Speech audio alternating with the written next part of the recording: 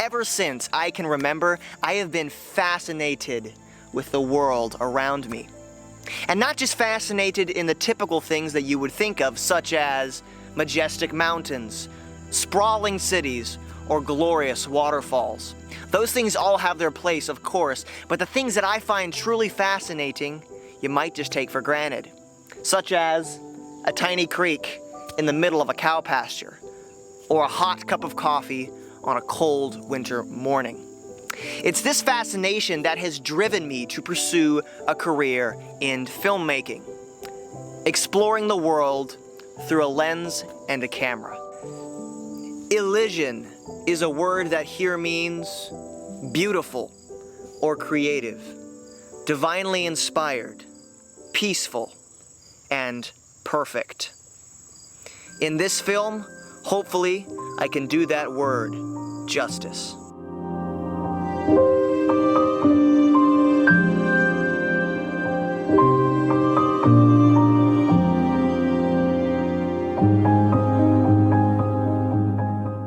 As somebody who grew up in Central Ohio, I was made well aware by people that came from other states that Ohio was not that exciting of a place to live.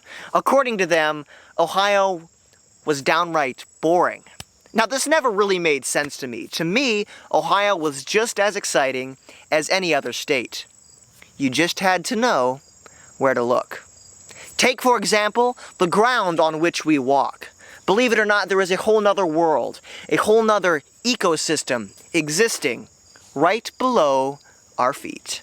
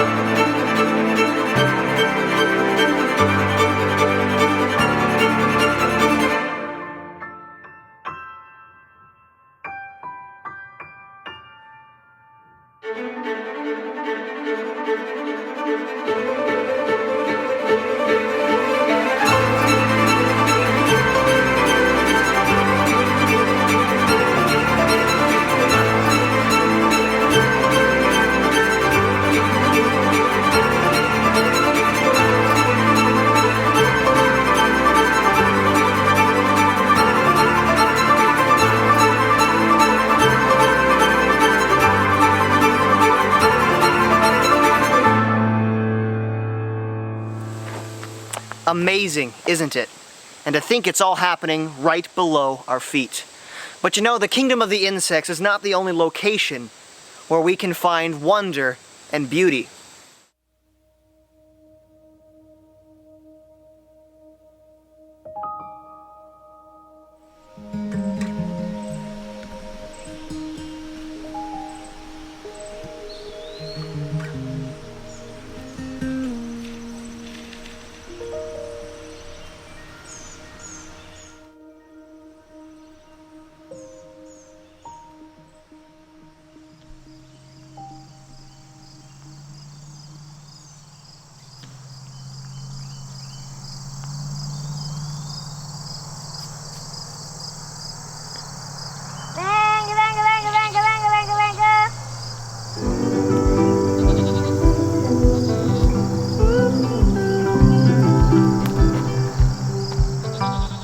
My name is Jackie Yoder. I am 11 years old and I love animals.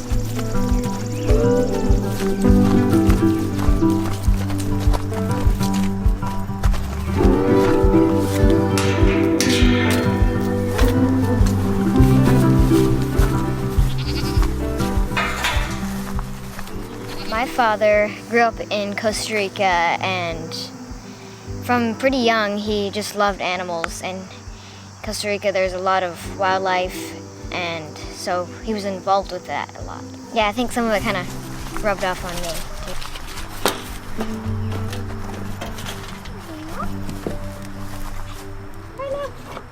So I have 5 animals here.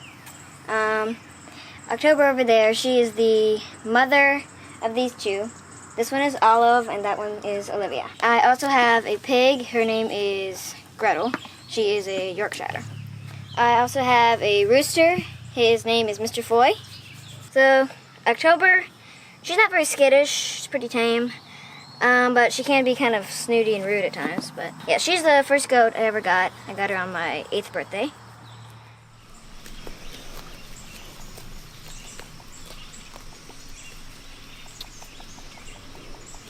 Olivia is she's very skittish and she's not at all really tame.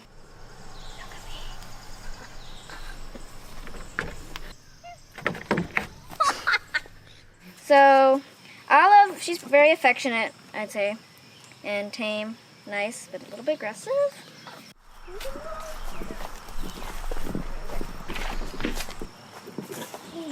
Oh wait, you actually might want to not get too close. She'll attack me?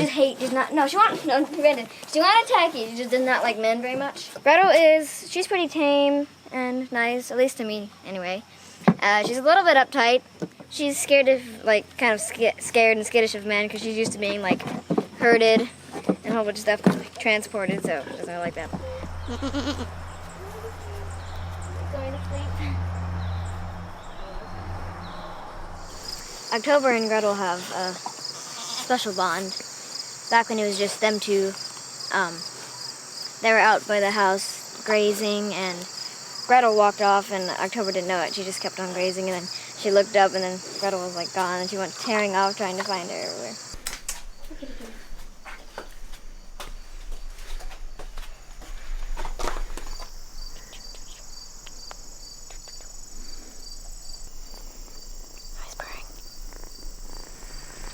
To get close to animals, you kind of get down on their level and treat them almost like you would a friend. It takes a gentle touch.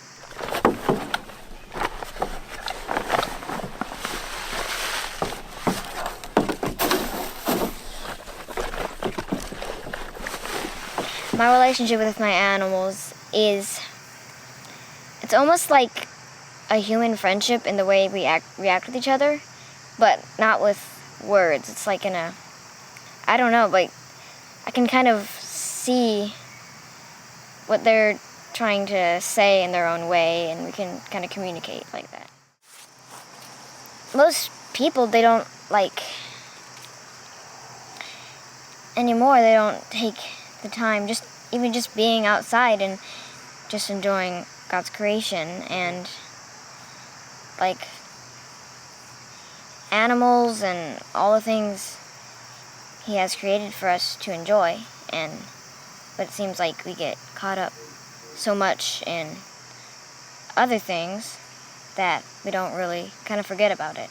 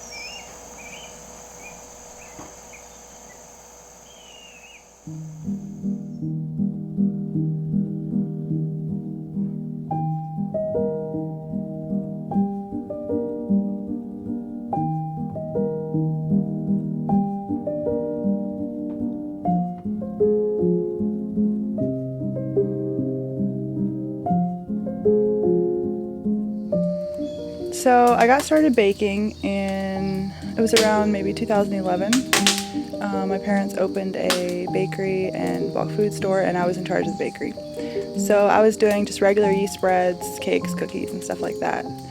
And just the more I got into bread, researching bread, and the more I learned about it, I kept running across sourdough and like how bread used to be made. And it was so interesting to learn about, and I was really interested in trying to see if I could make it. I love the challenge of it. I love going back to how bread is really supposed to be made and just the whole art form of it. I'm Alice Overhaul, and I own the Toasted Loaf, and I make brick oven sourdough bread.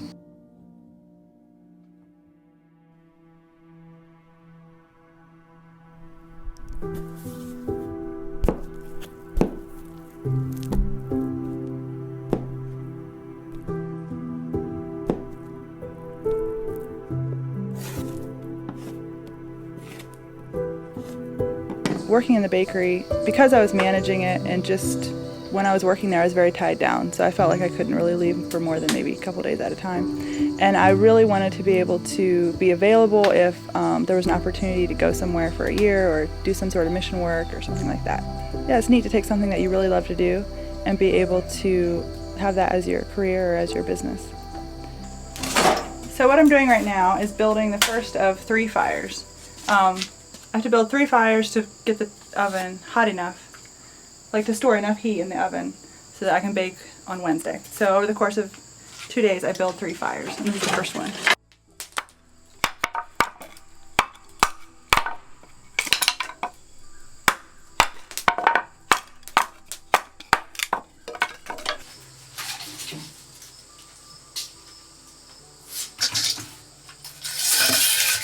When I was researching sourdough and learning more about it, a lot of the people that I was reading about had started off with a brick oven. I was very intrigued with the idea of it. It just really brings a neat factor into my business to have a brick oven. I love the idea of learning how to use one and the challenge of it, and also because it was much more inexpensive for me to build a brick oven versus buying a deck oven. So to make a really good loaf of bread, first of all you're going to need really good flour. Your starter needs to be really healthy and happy. So your starter's fermenting, and then your dough, and then your loaves, and then you're going to be baking. So all those steps, if you move to the next stage at the right time, that all has a big effect on your final outcome. And also, like, you just have to really love the bread. Like, if I'm having a bad day, the bread's just not going to turn out. I don't care how perfectly I do everything. So a lot of love has to go into it too. Okay, so now I'm going to put the pans of water in to steam the oven.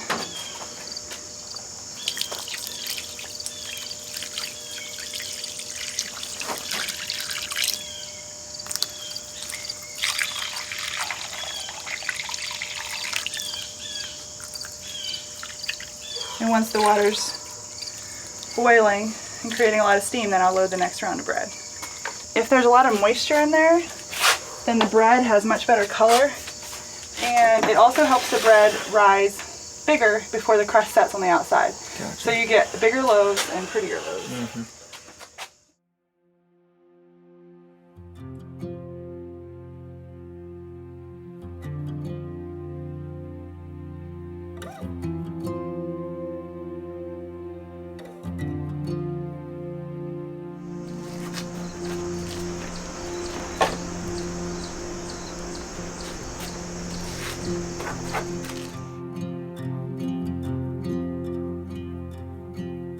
Now I'm going to score the loaves, which is just slashing them with a razor blade.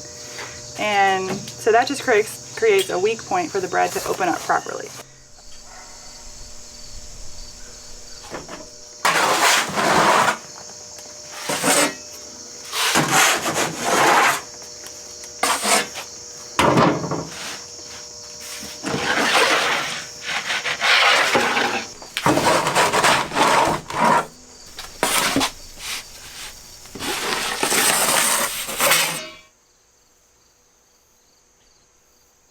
A couple things that I really love about the process of making bread.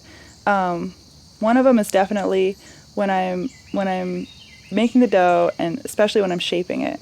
And you can just tell that everything has gone really well and that the dough is really turning out well.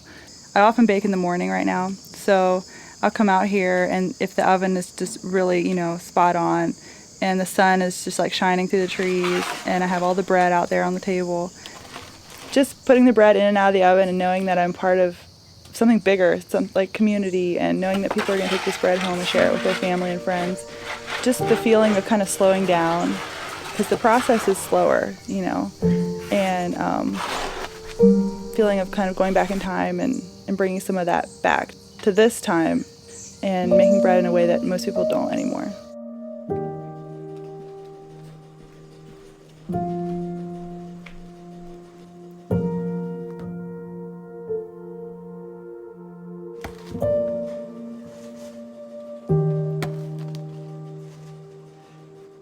Everyone eats bread. It's not like it's anything really amazing if you just think about bread, but yet a crusty, yummy loaf of bread, when you're all sitting around the table eating it, I think there's something really special that happens when people sit around a table and share bread together, when people share food together. There's really a sense of community that happens when people do that, and I think that we can use a lot more of that in our world today.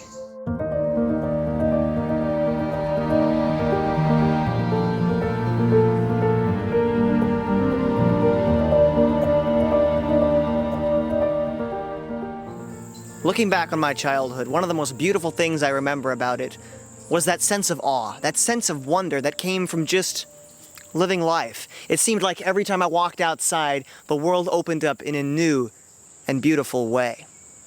But of course, I grew up. And as I grew up, I noticed that those feelings and emotions began to fade. And I think it's safe to say now, as a society, we are less and less impressed with the things around us. With so many distractions in our lives, like our cell phones, social media, and work, we don't see the beauty that was once so prevalent in our younger years. Whether it's the creatures that crawl beneath our feet, the relationship between a young girl and her animals, or the beautiful process of making a loaf of bread. Wonder and beauty can be found everywhere in our day-to-day lives. All we have to do is stop and look for it.